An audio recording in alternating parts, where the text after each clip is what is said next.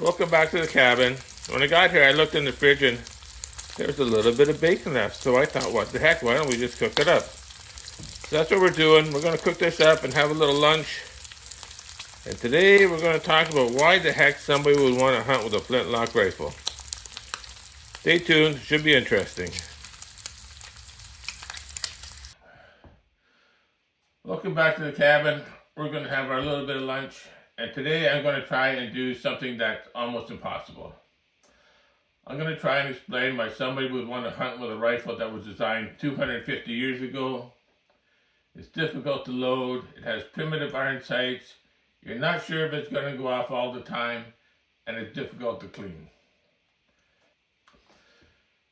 The first thing people expect to hear is, well, hunt with the flintlock because I like the challenge. Truth is, I don't really feel all that handicapped at all. Then why do you do it? Well, because it's fun. What do you mean? Well, just think about it. You got sparks, you got flame, you have thunder. It's a lot of excitement.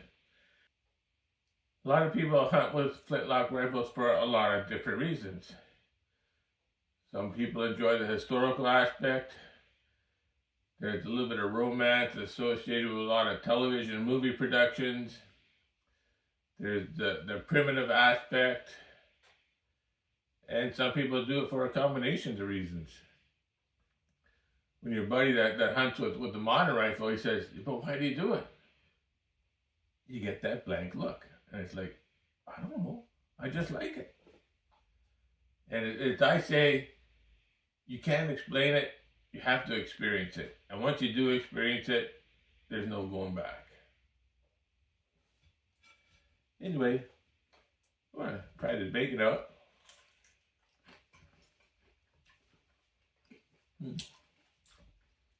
What it tastes like? Tastes like bacon. Can't argue with that.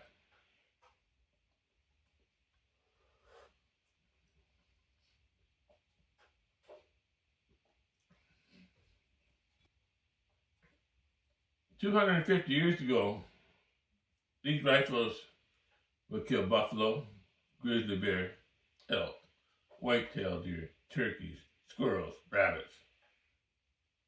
And they still do. They do the same job they were always designed to do. The modern hunter is a victim of television programming, commercials, other advertisements, whether it's on the internet or in print. They've fallen victim to the crutch of technology. If you just go down to the big box store and buy this new latest technology, you'll be successful. You'll be the best hunter on the block. And they want that success so bad that they fall for that. So they go down and they buy their toys at the big box store and they go out and maybe they do harvest some game. And they feel pretty darn good, but there's always something missing and they can't put a finger on that either. When you're looking down the barrel of a flintlock gun and you touch it off and there's that big roar and fire and smoke, and that little spiked buck or that fat little doe falls over, there's a sense of satisfaction like you've accomplished something that can't be achieved with technology. So when I say you have to experience it to understand it, I guess what I'm saying is don't let technology rob you of a quality outdoor experience. So in wrapping up our short little podcast, I guess what I'm trying to say is if you're interested in getting involved with a quality long rifle, flintlock rifle, don't be afraid of it. It can be reliable. If you feel shortchanged, always chasing technology, the latest camo, the latest rifle, the latest cartridge, the latest scope, the latest boot, the latest tree stand, the latest, the list goes on. And 9 months later, they're coming out with a new list. And you run into the big box store with your wallet open, hoping that it's going to get you success. Technology is not a crutch. that you can enjoy. It's a vice. Walk away from it, and your days in the woods will be a lot more satisfying. Avoid the technology, avoid the chase. Go to the woods with a nice rifle and enjoy the magic.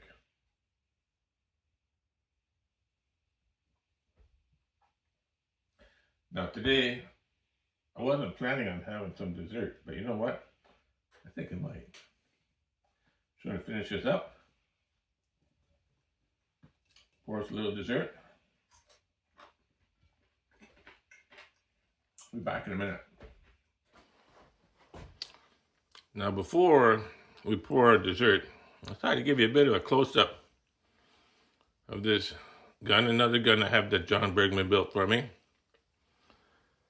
It has what I would call exhibition grade curly maple stock. That means that the curls are tight and consistent from one end to the other. Now I wanted him to inlay what I call a hunter's moon. I told him to put it on the lock side, and I thought he was going to put it right smack in the middle. And I would have been happy with that. But he tucked it up in the corner there, and I think that is really cool. It's something a little bit different. 54 smooth bore. I can shoot a deer with this. I can shoot a bear. I can shoot a partridge. I can shoot a turkey. I can shoot a rabbit. Light as a feather. Anyway, I thought I'd do a little close-up of that. Then I'm going to put it away and pour me a little dessert.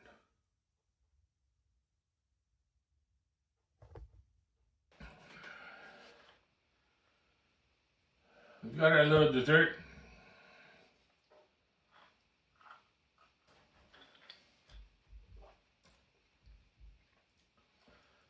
I'm going to tell a little hunting story, and hopefully it will kind of give you a picture of what a typical Flintlock hunt might be like. This hunt takes place in Kentucky, in a place, it's in the Danube National Forest in the Pioneer Weapons area, in a creek that's called McIntosh Branch. So I got down there, it was still 0 dark 30. I knew where I was going because I know the area pretty well. There was a massive beech tree that had blown over in a storm, so I got tucked up in the branches of that tree and it just made like the perfect spot. And as morning arrived, finally it seemed to take forever, it was a little bit chilly. The sunshine felt so good. I mean, it's springtime, everything's turning green, lots of birds. It was just a beautiful morning. And just about full light, I started to make a couple of yelps. I had Big Tom respond, but he was a long ways off. But I thought, that's okay. I just sat there and relaxed and enjoyed the day. Every once in a while, I give a couple more yelps. And every time, he seemed to be getting a little bit closer and a little bit closer. So finally he comes into view and he's coming down this old logging road. But he's still well in excess of 100 yards away. And he would strut, it just seemed like forever. And then I make just one yelp, maybe two. And quiet and soft. And his ears would perk up and he'd come a little bit closer. And we did this little song and dance for it just seemed like the longest time. So we finally got to about 30 yards. And he's strutting and strutting. Oh, and the sunlight glistening off his feathers. He's so beautiful. And I just give one more yelp. And he stopped. And he lifted his neck up because he was sure he should be able to see this head. I'm looking down the barrel of my gun and it goes off. And there is roar of thunder and flame and smoke. And when that's done, he's laying on the ground flopping a little bit. The woods is deadly quiet. The smoke drifts off. I just leaned back and enjoyed the whole thing. And a few moments later, I went and I examined my prize. He had 1-inch spurs, 10-inch beard, probably in and around 20-pound bird. Just a beautiful 3.5-year-old Tom. And that's what a typical flintlock hunt's all about. Taking game is, yeah, that's a big part of it, but that's only part of it. There's so much else involved. The rifle, after a while, it becomes a part of you. You're attached to it. I wouldn't sell some of my guns for 3 times what I paid for them because I have a history with these guns, and it's amazing. If you think that's something that you want to get involved with, I encourage you to look into it. Once again, I hope you enjoyed the video. Thanks for the visit. We'll see you again soon.